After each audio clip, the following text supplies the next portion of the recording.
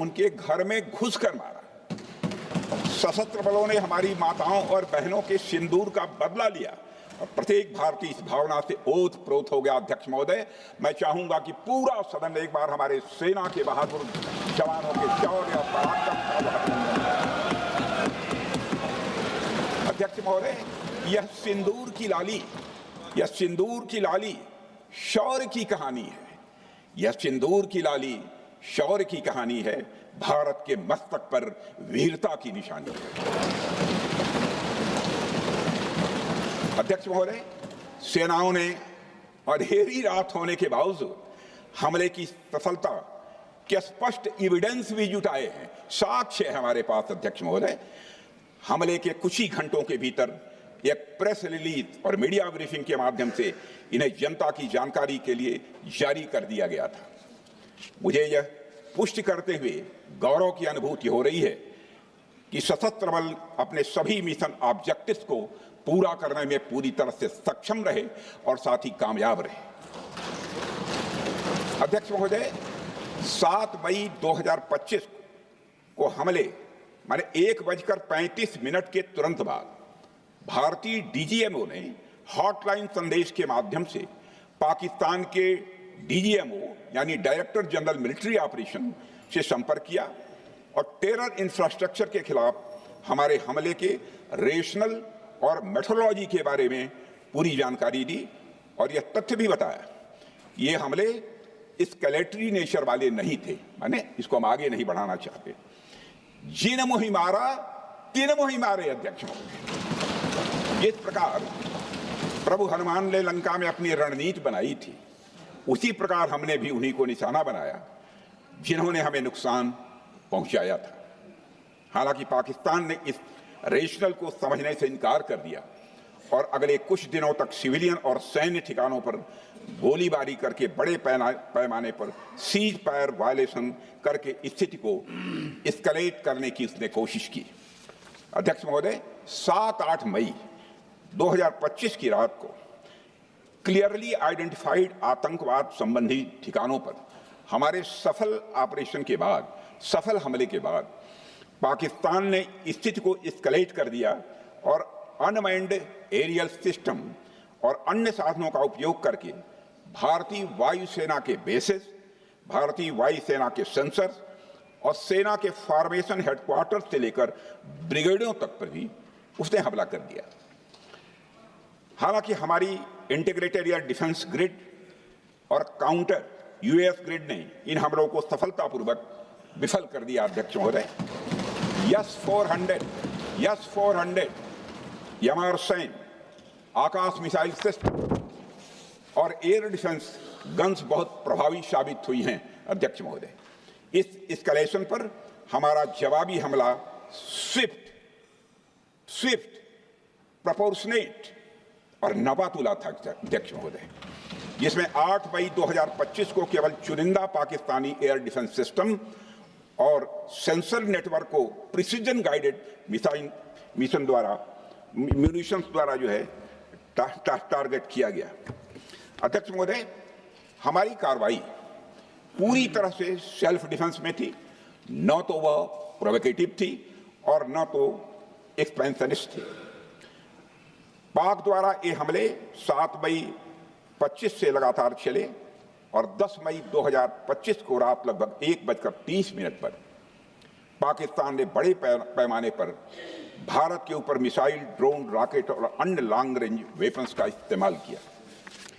इसके साथ साथ उन्होंने इलेक्ट्रॉनिक वारफेयर से जुड़ी टेक्नोलॉजीज का भी सहारा लिया। अध्यक्ष महोदय, उनके निशाने पर हमारे भारतीय वायुसेना के अड्डे, थल सेना के एम्यूनिशन डिपोज, हवाई अड्डे और मिलिट्री कैंट थे। अध्यक्ष महोदय, यह कहते हुए मुझे गौरव की अनुभूति हो रही है कि हमारे air defence system, counter drone system और इलेक्ट्रॉनिक इक्विपमेंट्स ने पाकिस्तान के इस हमले को पूरी तरह से नाकाम कर दिया।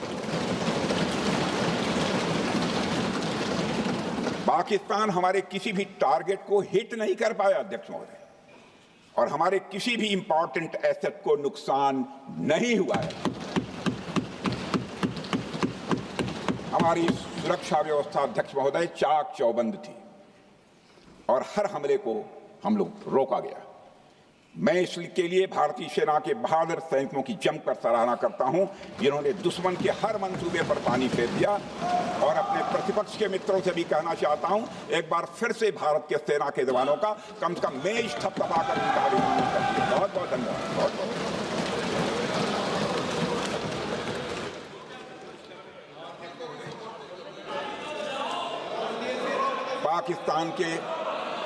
पाकिस्तान के इस हमले के जवाब में हमारी कार्रवाई साहसिक थी, ठोस थी और प्रभावी थी। भारतीय वायुसेना ने वेस्टर्न फ्रंट पर पाकिस्तान के हवाई अड्डों, command and control systems, military infrastructures और एयर डिफेंस सिस्टम को निशाना बनाया और इस मिशन को हमारी सेनाओं ने सफलतापूर्वक अंजाम देने में कामयाबी हासिल की। अध्यक्ष महोदय, हमारी सेनाओं ने चकलाला, सरगोधा, रफीकी, रहीम यार खान, जैकबाबाद, सुक्कुर और भोलारी जैसे बड़े एयरबेस पर प्रहार किया और पूरी दुनिया ने भारतीय वायुसेना के शौर्य और पराक्रम की तस्वीर देखी।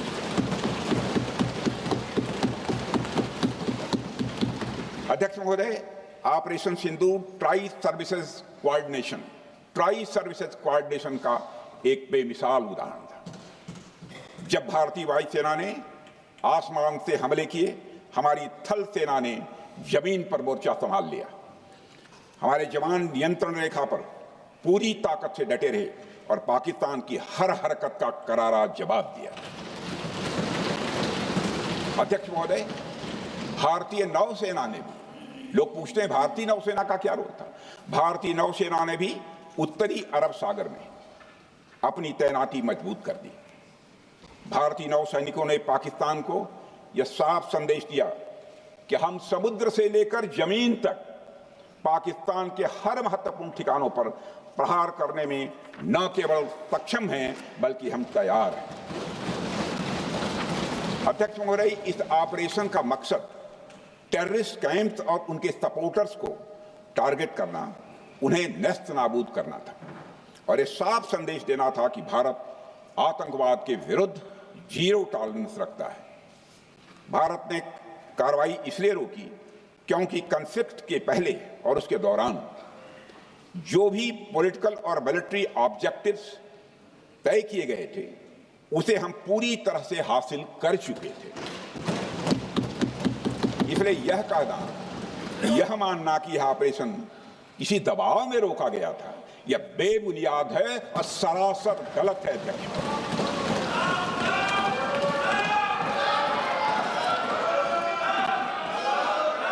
मैं सदन को फिर से आश्वस्त करना चाहता हूं, अपने राजनीतिक जीवन में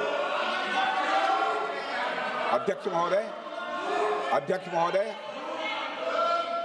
मैं आपके माध्यम से सदन को आश्वस्त करना चाहता हूं, अपने राजनीतिक जीवन में जानबूझकर कभी भी असत्य न बोलूं, इसकी भरपूर कोशिश की है मैंने, चाहे सदन हो अथवा सदन के बाहर। अध्यक्ष महोदय, मैं आपके माध्यम से सदन को यह भी अवगत कराना चाहता हूं,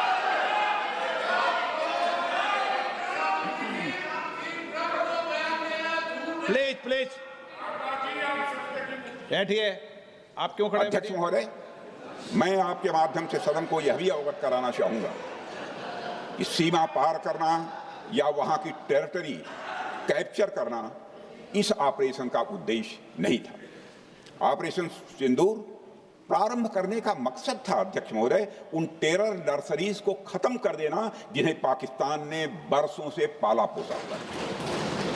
और यह ऑपरेशन उन मासूम परिवारों को न्याय दिलाने के लिए लॉन्च किया गया था जिन्होंने पाक स्पॉन्सर्ड टेररिस्ट अटैक्स में अपने प्रियजनों को खोया था। हमारी सेनाओं ने सिर्फ उनको टारगेट किया जो इन आतंकियों को सपोर्ट करते हुए भारत पर हमला करने की कोशिश में लगातार शामिल थे। अध्यक्ष महोदय, ऑपरेशन सिंदूर का ओवरऑल पॉलिटिको मिलिट्री ऑब्जेक्टिव यह था कि आतंकवाद के रूप में प्रॉक्सी वार लड़ रहे पाकिस्तान को सजा दी जाए। और इसी वजह से आर्म फोर्सेस को पूरी आजादी दी गई थी कि वो अपने टारगेट खुद चुने और करारा जवाब दें। और इस ऑपरेशन का उद्देश्य कोई भी युद्ध छेड़ना नहीं था, बल्कि फोर्स के डिमॉन्स्ट्रेटिव यूज से एडवर्सरी को झुकने के लिए मजबूर करना था। 10 मई की सुबह जब भारतीय वायुसेना ने पाकिस्तान की मल्टीपल एयरफील्ड्स पर करारा प्रहार किया तो पाकिस्तान ने हार मान ली है अध्यक्ष महोदय, और हॉस्टिलिटी रोकने की कोशिश की। अब रोक दीजिए महाराज। उन्होंने एक कोशिश की, हमारे डीएमओ से बात की, महाराज अब रोक दीजिए, बहुत हो गया। यह पेशकश इस कैबिनेट के साथ स्वीकार की गई थी।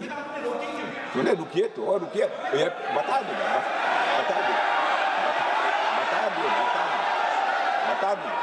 अब बैठ तो आपको मौका मिलेगा। यह क्यों रुका, इसका पहले ही मैं पूरी तरह से वर्णन कर चुका हूं अध्यक्ष महोदय। मैं नेता प्रतिपक्ष को बहुत सम्मान के साथ कहना चाहता हूं कि कृपया एक बार मेरा पूरा भाषण पूछ लें। आपको प्रश्न पूछने की पूरी आजादी है, आप पूछ सकते हैं, मैं उसका उत्तर दूंगा। अध्यक्ष महोदय, 10 मई की सुबह जब भारतीय वायुसेना ने पाकिस्तान की मल्टीपल एयरफील्ड्स पर करारा प्रहार किया तो पाकिस्तान ने हार मान ली और हॉस्टिलिटी रोकने की उन्होंने पेशकश की। यह पेशकश इस कैबिनेट के साथ स्वीकार की गई हम लोगों के द्वारा कि यह ऑपरेशन केवल पाज किया गया है, स्थगित किया गया है। यह ऑपरेशन समाप्त नहीं हुआ है अध्यक्ष महोदय। अगर पाकिस्तान की ओर से भविष्य में कोई भी मिस एडवेंचर हुआ तो यह ऑपरेशन अध्यक्ष महोदय, मैं सदन को आश्वस्त करना चाहता हूं, दोबारा प्रारंभ हो।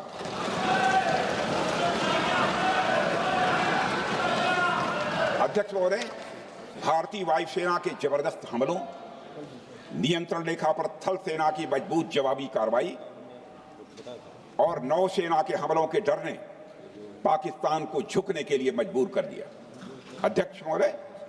और पाकिस्तान की हार उनकी एक सामान्य विफलता नहीं थी, बल्कि यह उसके सैन्य बल और मनोबल या दोनों की एक हार थी। 10 मई को पाकिस्तान के डीजीएमओ ने भारत के डीजीएमओ से संपर्क किया और सैन्य कार्रवाइयों को रोकने की अपील की। मैं सदन में यह बात फिर से दोहराना चाहूंगा कि पाकिस्तान के डीजीएमओ ने भारत के डीजीएमओ से संपर्क किया और सैन्य कार्रवाइयों को रोकने की अपील की। 12 मई को दोनों देशों के डीजीएमओ के बीच औपचारिक संवाद हुआ और दोनों पक्षों ने सैन्य कार्रवाइयों पर विराम लगाने का निर्णय लिया। अध्यक्ष महोदय, हमारे सैनिकों का जो मनोबल, मातृभूमि की रक्षा करने का जो उनका समर्पण है, ऑपरेशन सिंदूर के दौरान उसका दर्शन 140 करोड़ से अधिक भारतवासियों ने देखा। मुझे खुद भी और प्रधानमंत्री जी को